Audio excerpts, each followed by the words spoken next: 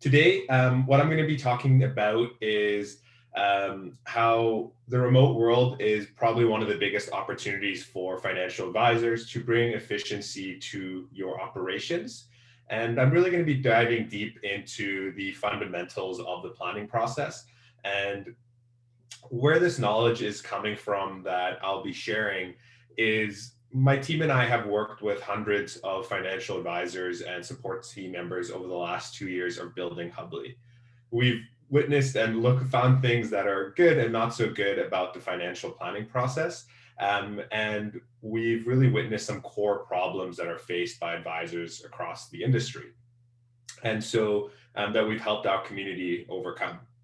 And so the goal of today is I want to hopefully help provide some insights into those core lessons we've learned so that you and your team can take that away and hopefully implement and cement those core fundamentals into your business, especially with this transition to the remote world. We've seen a lot of these fundamentals actually really help advisors build and scale their businesses remotely. Nothing I'm going to be covering today is probably going to be new to any of you. It's going to be really back to the basics, but I find commonly what happens when you're operating your business for a long time, it's really easy to start forgetting about the fundamentals. You start thinking about everything being too complicated. And so a lot of the things I'm going to be talking about today are really rudimentary and basic and are some things you can actually get started on tomorrow. Ultimately, though, I'm looking to learn from all of you on this call as well. We're constantly looking to improve and learn from more advisors. I speak to hundreds of them every week, trying to understand their challenges. And so we'd love for you to participate. Tessa from Hubly will be in this call as well. And she's going to be monitoring the chat and she will be stopping me at different times. And so feel free to post any questions in the chat. Alternatively, I'm also totally cool if you just unmute yourself and ask me a question. I'll be pausing throughout and there'll be lots of opportunities to engage. Awesome. So to dive into quickly about the agenda, I'm going to do a quick little background on myself and what I believe is the core value of financial planning. I'm then going to be talking about some of the core trends in the industry that are really shaping the future of financial advice. And lastly, I'm going to be going over the core fundamentals of financial planning and how you can really implement those in today's remote world. So with that being said, a little background on myself. Jason mentioned this. Prior to starting Hubly, I worked for a well-known RoboAdvisor. And simply put, what I did there is I helped design and build technology that brought efficiency and automation to investment advice. I was young and naive back then, and I really did believe that robo-advisors were the future and they were going to eliminate all of your jobs. And now I'm here working with you today. So I quickly realized that it didn't matter how much code we put in place and how much automation and efficiency we implemented at the robo-advisor. Ultimately, that human element was so important. And the one thing we kept coming back to and hearing from clients is that they wanted to talk to a human. And that human element was so important. And that's really when I became obsessed with the future of financial advice. And I started asking myself and our team is if we can't eliminate the human advisor from helping people make truly good financial decisions, then how is the role of the advisor going to adapt and change in the future in the coming years? And how do you need to evolve your business in order to compete in the future? And so my team proceeded trying to figure this out. We decided to go back to how financial advice started in the 1950s. We actually went door-to-door knocking. We interviewed hundreds and hundreds of clients, trying to really understand how they approached making their most difficult financial decisions throughout their life. Through this process, we had people cry, slam doors in our face, laugh.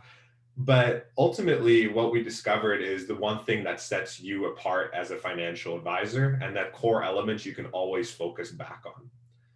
And simply put, your differentiation as a financial advisor is your ability to provide human validation to your clients. This core concept of validation is really powerful in what financial advice is, and is really what drives our core mission at Hubly today, and is really embedded in a lot of the fundamentals I'll be discussing later on. And so, since human validation is rooted in the core value of financial planning and advice, we started looking at the industry trends that are shaping this industry. And we started asking ourselves, how can advisors leverage this core value to really set themselves apart and to really retain and grow their business in this remote world? And I think a lot of these effects have really been accelerated due to COVID. And so there are basically three key trends that I see shaping the future of this industry. Um, the first is technology commoditization. Second is need for service differentiation. And lastly is a focus on client experience. These are not new topics. If you listen to Michael Kitces speak or any other thought leaders in the industry, they really do talk about these topics as well. And so if we look at technology commoditization, simply put, the easiest way to look at it is there's been nearly $210 billion invested in financial services in the last decade alone. And so not all of these dollars have really had a clear and a direct effect on the wealth management industry, but I do believe they've had the following impacts on the industry as a whole.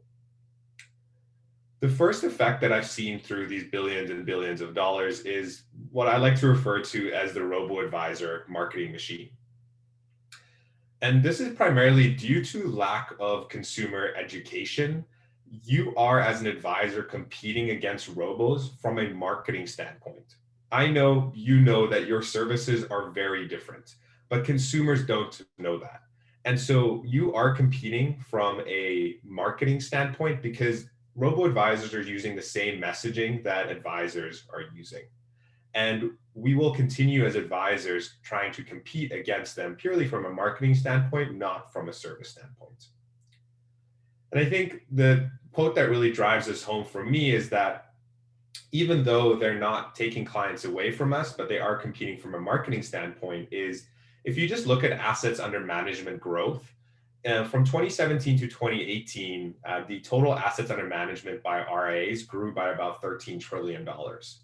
And in comparison to robo-advisors, they're not expected to reach 16 trillion until 2025. And so I think advisors still primarily dominate and provide a better service, but we have to remember that we're competing from a marketing standpoint. The second key when it comes to technology commoditization is essentially financial products have been totally commoditized. There are now more financial products out there than ever before. It's really easy to build a new application and release a new financial product. And so as advisors, we can no longer just differentiate ourselves based on the products we offer our clients. And I think what you'll basically see is if you look at the market map for new financial products out there, this is just the top 250. It doesn't include the other hundreds those that are out there. And so as advisors, we need to remember that we're competing against all of these products from a marketing standpoint. And what we see the effect on our business and what we've seen from our community of advisors is it's really increasing our cost of customer acquisition. And lastly, when it comes to technology commoditization, is it's really changed clients' expectations. I think this is the biggest effect these billions and billions of dollars have had, is that clients have now experienced what it's like to open up their iPhone, download an app from the App Store, open up an investment account, and have their money invested within seconds. And so the expectations from clients are basically things need to be instant, simple, transparent, and accessible. And because they're receiving this service from the products that are out there, they expect their financial advisors to deliver a similar experience. And I think the quote that really, so those are the three things to keep in mind when it comes to client expectations. The second trend is need for service differentiation.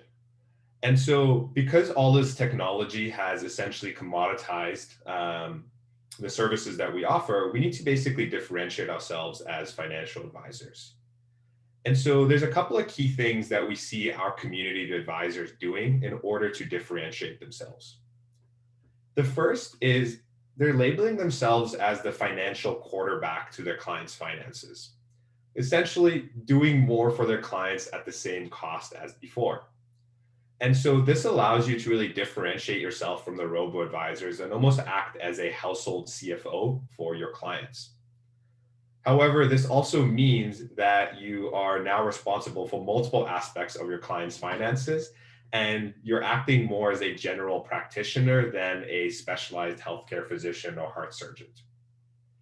But I think clearly stated by McKinsey is the next 10 years, advisors will gradually shed their role as investment managers and become more like integrated life or wealth coaches for their clients. And so a further way that you can differentiate your service is to focus on a client niche. And I'm sure all of you have heard about client niches before. And so this is going to help you further target your messaging and your communication to clients and really to fine tune that service model to them. And we've seen some really unique client niches with the advisors we work with. We actually have one advisor who has, I think, one of the most interesting niches I've seen, where he only works with online streamers and online gamers. And he's carved out a very unique market there for himself, where very little advisors actually understand how the gaming and YouTube streaming industry works.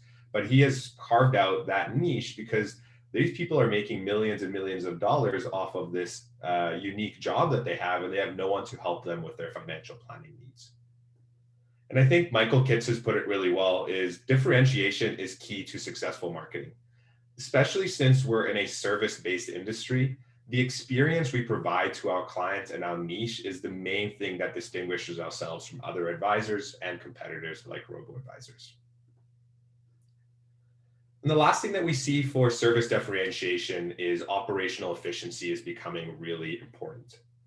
Is because you're now providing a more complex service to your clients, where you're providing multiple services to actually that specific client niche, is you're having to be really operationally efficient. And what we see, and McKinsey states as well, is that I think the number of clients serviced by wealth managers is going to continue to grow at an unprecedented rate. And so the advisors in our community are constantly trying to figure out, if I have to service more clients to be successful while combating fee compression, what are my alternatives out there?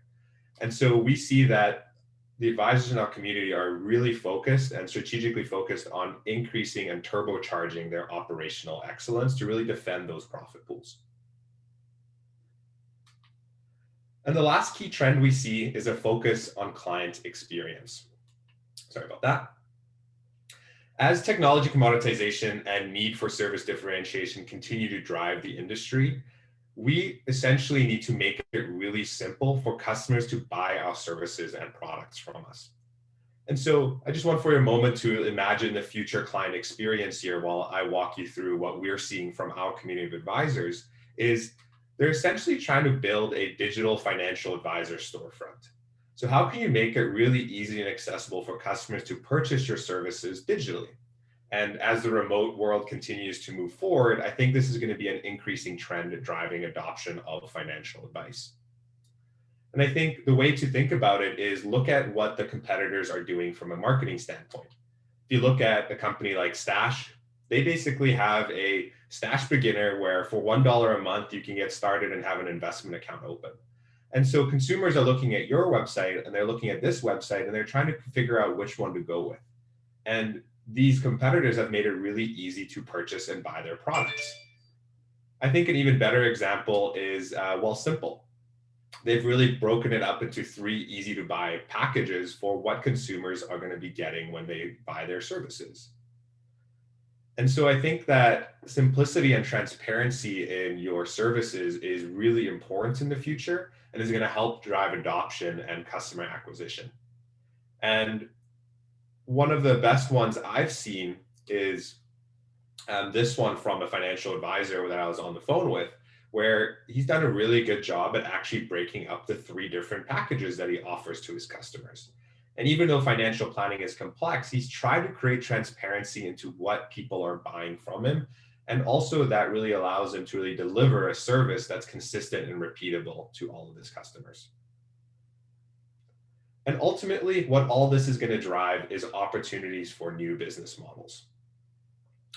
And so there's 2 new business models that we're seeing. Is that first is remote work. in 2019, less than 70% of us worked remotely in wealth management. But as we see that services have been continued to go, and you're able to service your clients regardless of where you're located.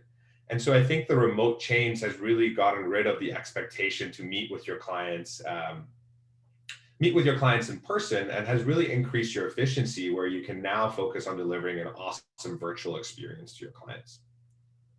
And the second one is, I like this quote from McKinsey, as in 2030, up to 80% of new wealth management clients will want access to advice in a Netflix style model, hyper-personalized, potentially by subscription. And so I think that idea of new business models is, how can we grow our firms remotely, but also how can we potentially charge differently for our services? And we've seen several advisory firms in our community be highly successful with a subscription-based model. It's a little more complicated, but we've seen it work as well. And I just like to think about it is that I love Netflix. I'm sure many of you on this call do. And so how easy it is to subscribe to Netflix, to get a hyper-personalized show recommended to you, and to actually start watching that. How can we continue driving financial planning and advice towards an experience like that? Ultimately, the three trends, as I mentioned, is technology commoditization, need for service differentiation, and a focus on client experience. But I think if you really wanted to encompass it in a couple of words, is the future financial planning experience will need to put a heavy emphasis on transparency, consistency, and customer experience. And as financial planners and advisors, we can no longer just rely on managing someone's assets or to put together a multi-bound financial plan that's going to collect dust somewhere on a bookshelf. We need to figure out how to engage our clients in a value-added way in order to really stay competitive in the long run and to differentiate ourselves from the RoboAdvisor marketing machine. And so today I'm going to really discuss going back to the fundamentals and how you can implement those in a remote world to really set yourselves apart and to really streamline the operations of your services. But before I do that, I'm going to pause here quickly, open it up to Q&A. Like I said, feel free to post in the chat bubble, the chat box, if you have any questions, and Tessa will facilitate those, or feel free to unmute your mic. While everyone is asking questions, I'm also going to launch a quick survey, and it'd be amazing if everyone can fill out their thoughts.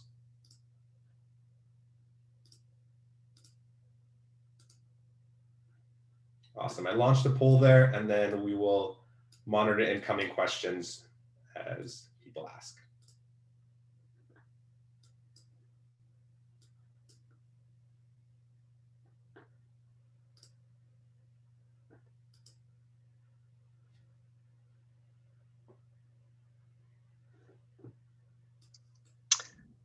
Louis, I got a question in directly here. So someone was wondering, what are your thoughts and opinions on the subscription-based pricing model for financial planning and advice?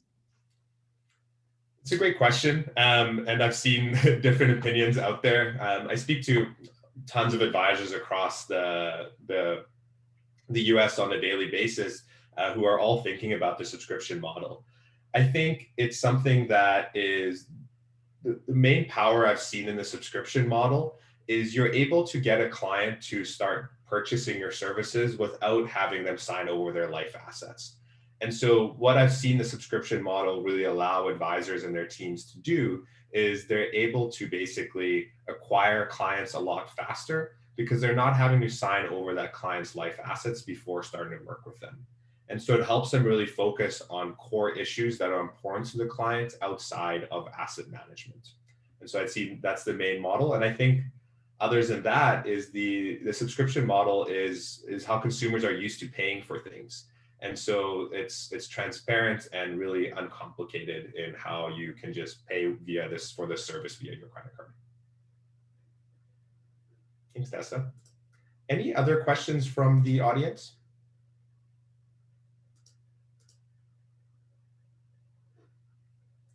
Awesome. We'll take a couple, just 30 more seconds here on the poll, and then I'll share the results with everyone, and then we'll dive into the fundamentals.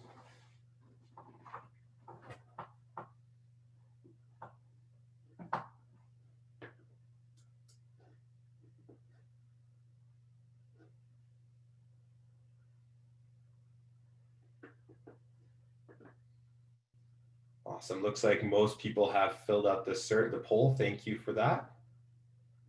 I'm going to share the results here. Awesome. So before I dive into the fundamentals, I always like to get an idea of where the audience are at with some of the common challenges we see advisors face. So we generally see the biggest challenge areas for advisors come from those three main categories I mentioned there. And it looks like audience today are really struggling with the new client onboarding experience. And so I'll be sharing some fundamentals on how to streamline your onboarding process for clients. For the second one is how long does the onboarding process takes? Looks like majority of the audience takes a month, if not more. We see that commonly as well. And there's this big operational bottleneck when it comes to actually onboarding clients. And I'll share some strategies and techniques where you can alleviate that bottleneck for onboarding. When it comes to implementing the financial plan, looks like majority of the audience takes anywhere from 3 to 6 months to implement that plan. And we see that commonly as well, where there's this really long process to actually get a financial plan implemented. And lastly is concerns for your business. It looks like this audience is really growth mode focused. So focusing on acquiring and retaining new clients. And I'll talk about that through the fundamentals on how we can do that. Awesome. Thank you, everyone. Once again, while I dive through the fundamentals, please feel free to ask questions in the chat as I go along, and we'll make sure to address all of those at the end. So the three fundamentals I'm going to be chatting about today is how to establish strong client planner relationships through the initial phases of the financial planning process, how to communicate and implement those recommendations, and lastly is how to monitor and track the results in the long run. These are really best practices we've observed from working with our community of advisors. Once again, none of this is going to be new probably, but it's really back to the basics of the most important parts of the financial planning process.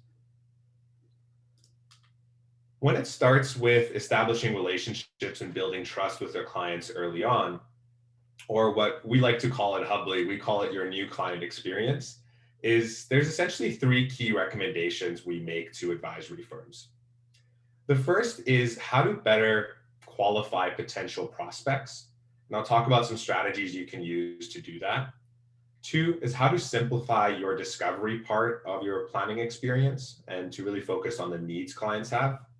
And lastly is how to actually break up those topics into a simple way to implement them for your clients when we dive into the second fundamental. When it comes to prospect qualification, we advise that generally you conduct the following activities. Is one of the first activities that we actually encourage advisors to do is take some time to actually document what your average client looks like today versus your ideal client.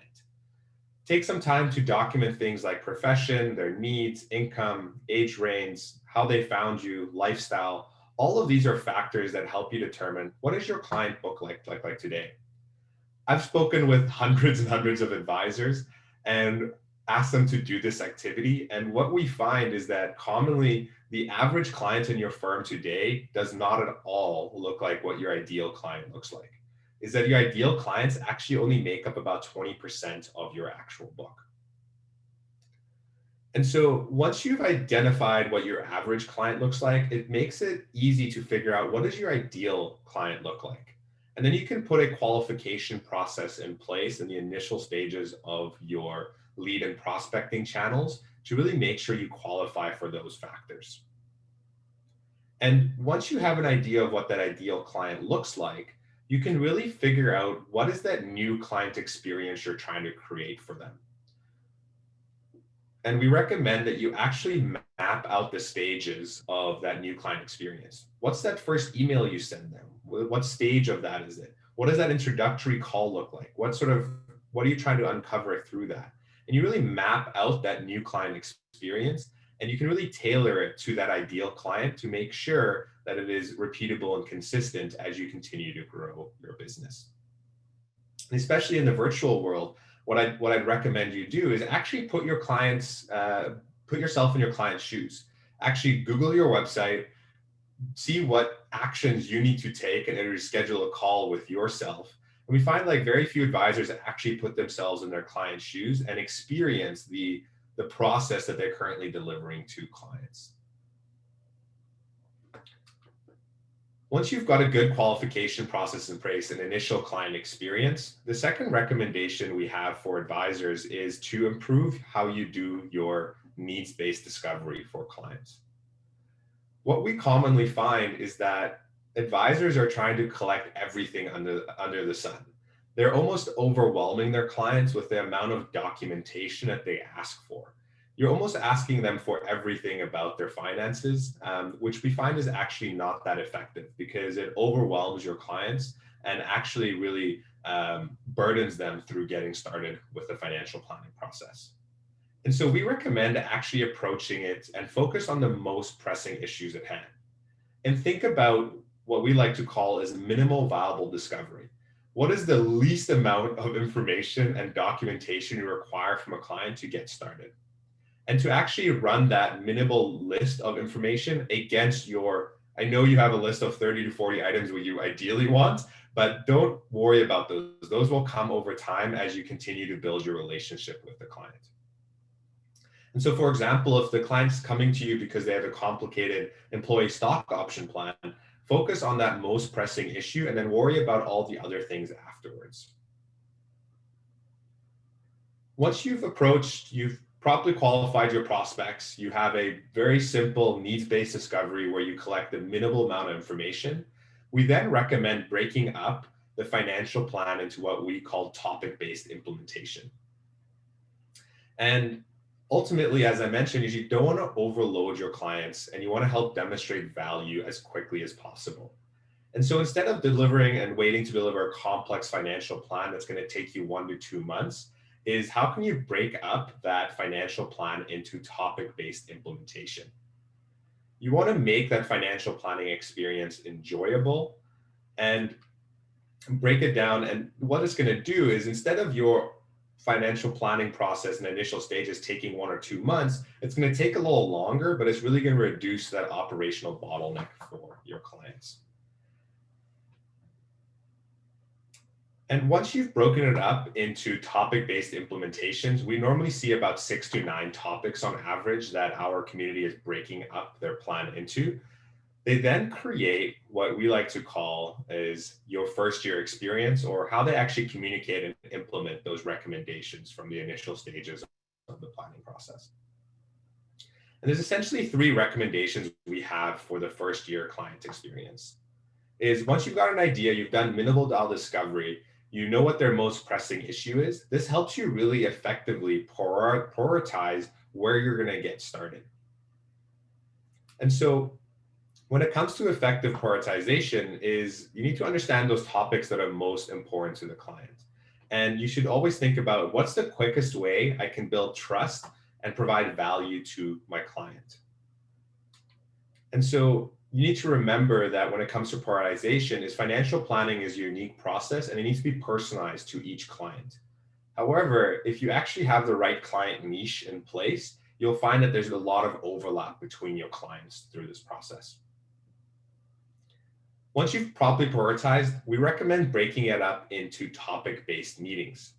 And so we've seen this done a couple of ways. We've seen it broken up where advisors actually split the financial planning process into 6 to 9 months, where it sounds like everyone on this call is trying to do it in 2 to 3.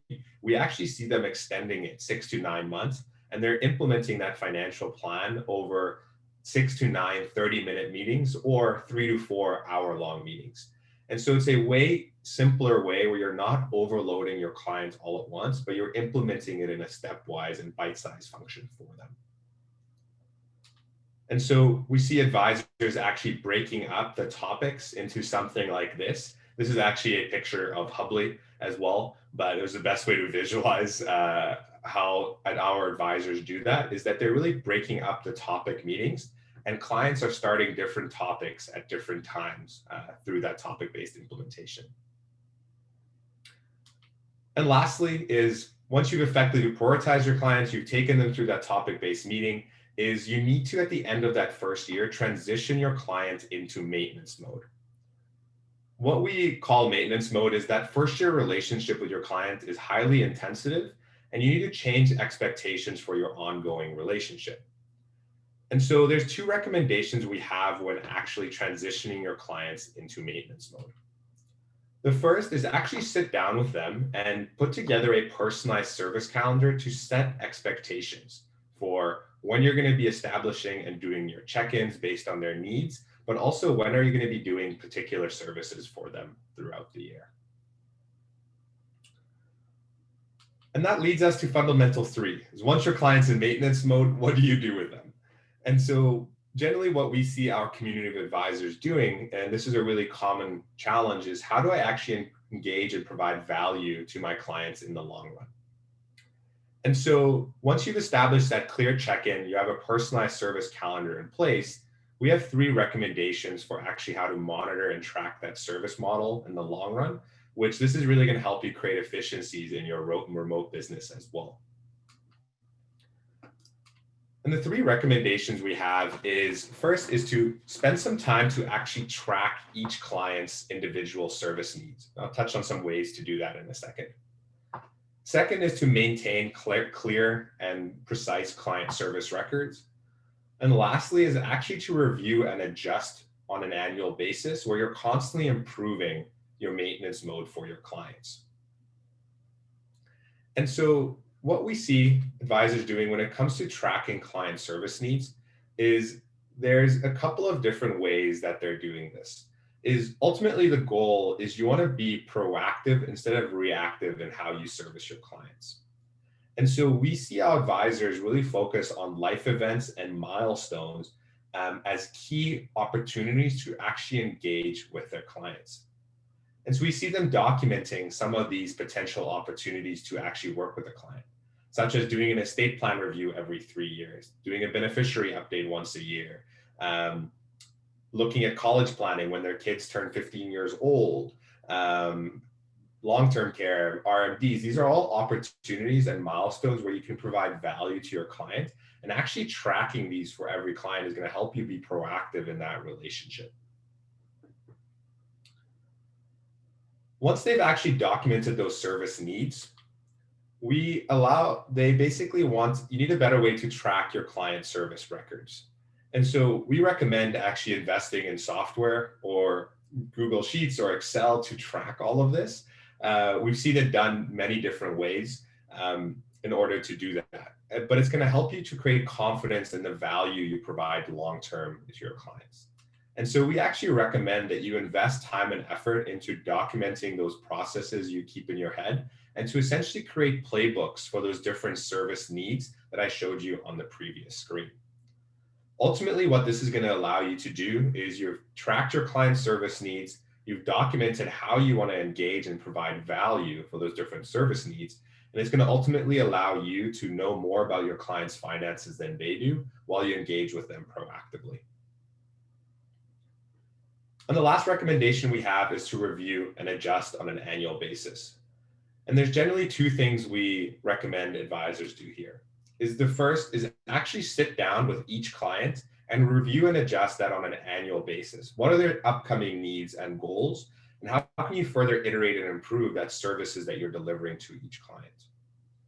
What this is ultimately going to allow you to do is, one, not actually obviously allow you to serve each client a little bit better, but it's also going to allow you to understand new opportunities for your business, where you can actually increase share of wallet and provide additional services to your customers.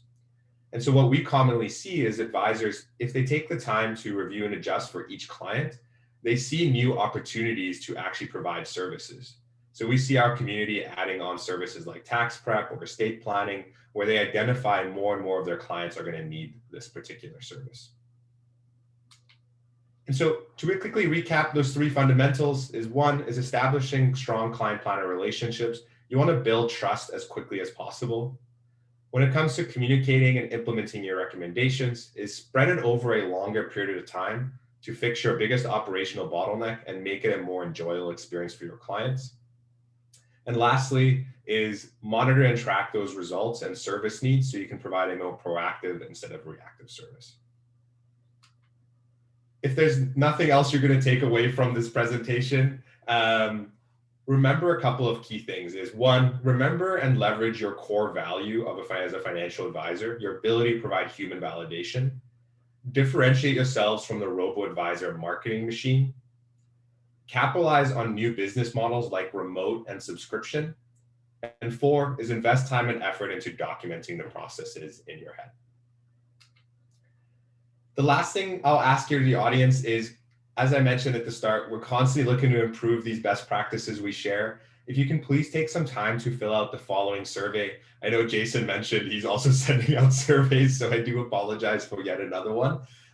Tessa from Hubbly has also posted it in the chat. It's a 3-minute survey, and it's really going to help me improve this presentation for future advisors, and I would love your feedback. Additionally, if any of the challenges are relevant to you today that I discussed and you're struggling with any of these, we've really helped a lot of advisors overcome them. And so if you'd like to learn more, at the end of the survey, you can actually schedule a call directly with me for a one-on-one where I'd love to spend 30 minutes chatting about your operational challenges and to figure out if there's a way that Hubbly can help. Or feel free to email me. I'm always looking to make new friends in the market and in the industry. And so really looking forward to work with the FPA Colorado chapter. And so more than happy to just connect as a sponsor as well. Awesome. You can also go to myhubbly.com/strategy call to book a call with me directly. But that is it for my presentation for the day. And I'm going to pass it back to Jason, where you can either, we can open it up to questions, or Jason, if you need to move on from here, we can also do that.